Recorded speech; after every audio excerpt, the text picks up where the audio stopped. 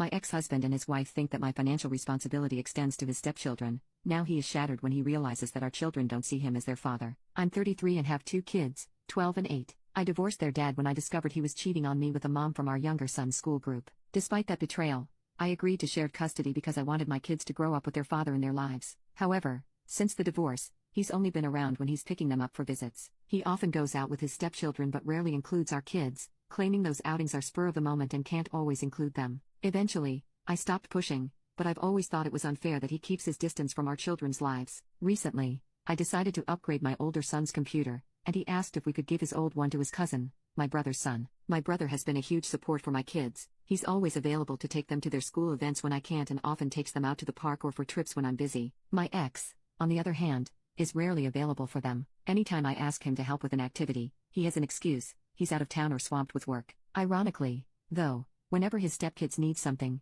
he's there. Once, he even argued with the stepkid's father at a school event, insisting he had the right to be there. When my ex found out I gave the computer to my nephew, he got upset. He complained that if I had money to spare on a gift like that, I should have forgiven 2 months of child support he'd missed since his finances were tight with a new baby. He added that if I could give away a computer, I should have gifted it to either his kids or his stepkids, who shared just one computer among the 3 of them. I told him my finances were none of his business and that I owed nothing to his stepchildren. Then his wife jumped into the conversation, accusing me of spoiling my son by giving him a new computer and of being petty for letting my son bring it to their house, claiming it was just to show off in front of his step-siblings. I told her she had no right to speak to me that way or question my decisions. I added that I allow my kids to see their father so they can grow up with him in their lives, not so she can interfere with how I parent. My ex was offended, but I told him this whole situation could have been avoided if his wife hadn't inserted herself where she didn't belong. After that, things seemed to calm down until last week. I went to pick up the kids, and my ex was visibly upset. He explained that he tried reading a bedtime story to our youngest. At home, he still likes to be read to before bed,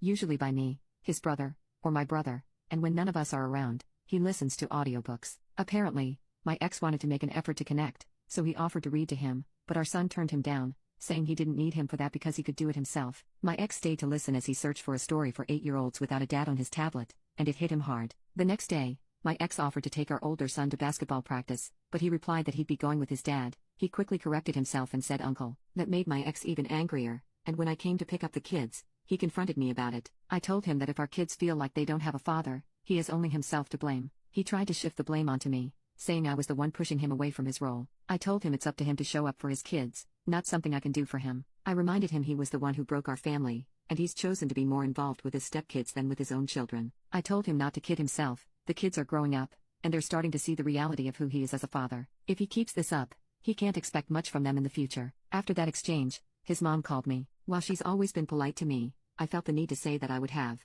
appreciated this same concern from her when she supported her son's affair, knowing her grandchildren were losing their father in the process. She hung up, and we haven't spoken since. My brother advised me that I had every right to express how I felt, but he suggested that maybe this discussion shouldn't have happened in front of the kids. Later, my ex texted me saying that if I weren't so difficult, he'd spend more time with them. I told him his duty as a father doesn't depend on whether I'm easy or not, and he knows I've never prevented him from seeing the kids. The truth is, when he has to choose, he prefers outings with his stepkids over his own children, and that's something only he can change. Update: these past few days have been a bit unusual. My ex sent me messages saying he wanted to resolve things, stop arguing, and talk to me. I agreed. He came to my house, and we didn't beat around the bush, we went straight to the point. He asked me if I really thought he was a bad father. I replied that looking back now, I never would have chosen him to be the father of my children. He said it wasn't easy for him, and I answered that it wasn't easy for me either because I take on both his role and mine. He told me he couldn't leave his stepchildren without a father because he had already broken their family, and I replied that he had left his own children without a father. He started crying and told me it was my fault,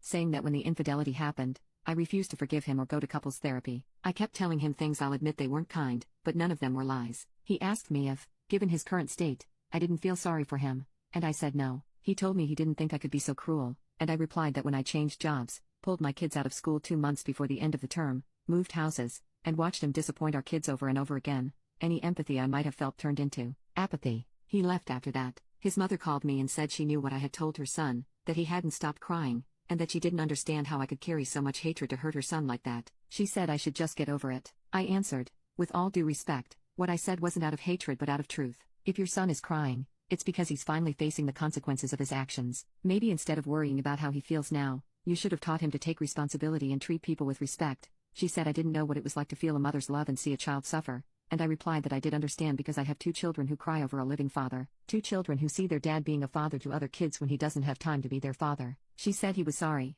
and I told her not to put words in his mouth and to stop calling me about anything related to her son. I hung up. I wanted to cry so badly, but I'm a damned mother, and I don't have time for that. I want my kids to feel safe, loved, and strong enough not to need anyone, not even me, to be themselves. Last Thursday, I took my kids to their cousin's birthday party, hosted by my ex-sister-in-law. I still have a good relationship with her. She was the one who told me about the infidelity and that her mother was already encouraging it. My ex showed up alone and irritated. My kids kept their distance from him. They kissed his hand but then ignored him completely. My ex-mother-in-law told the kids they should show more respect to their father, and my eldest replied that he doesn't show respect for me since he and his partner talk badly about me. I scolded my son, not for what he said but for how he addressed his grandmother. I told him it was wrong to eavesdrop on private conversations and repeat them. Then I asked him to gather his things because we were leaving. My ex-mother-in-law asked me not to leave, saying the kids were having fun and we could resolve this as adults. She asked my ex what he had said, and he claimed not to remember. I told her I didn't care, and she said we should be good parents. I replied that to be good parents, you need to be good people first. My ex was getting agitated. My ex-mother-in-law asked why we couldn't have a civilized co-parenting relationship.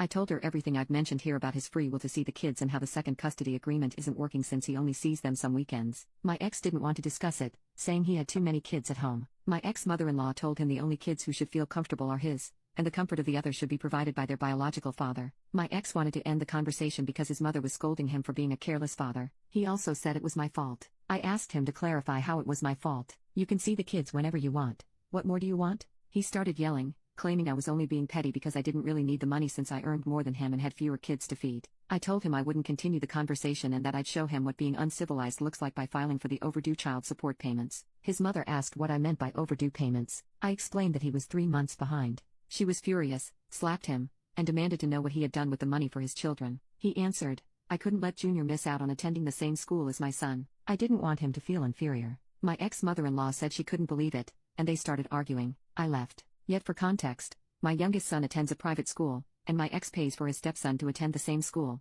Yesterday, my ex-mother-in-law came over and said she would pay the overdue fees. She brought the money in cash. I knew my ex would be furious. Here's some context. My ex-mother-in-law doesn't work, doesn't own anything herself, and lives with my ex-sister-in-law. However, she does have significant savings from her inheritance. If she pays the tuition, my ex knows there won't be much left for him when she passes, even though she's still healthy. He's been asking her for years to invest some of that money in his business ideas, but she's always refused. My ex's retaliation was not picking up the kids this weekend. Yesterday, my ex-sister-in-law called me. She doesn't know all the details yet, but apparently, my ex's 15-year-old stepson punched him in the mouth. She said she'd let me know exactly what happened once she found out, and before anyone asks, the new custody agreement will likely take a year to finalize. The court says the overdue payments are the priority, and the rest can wait.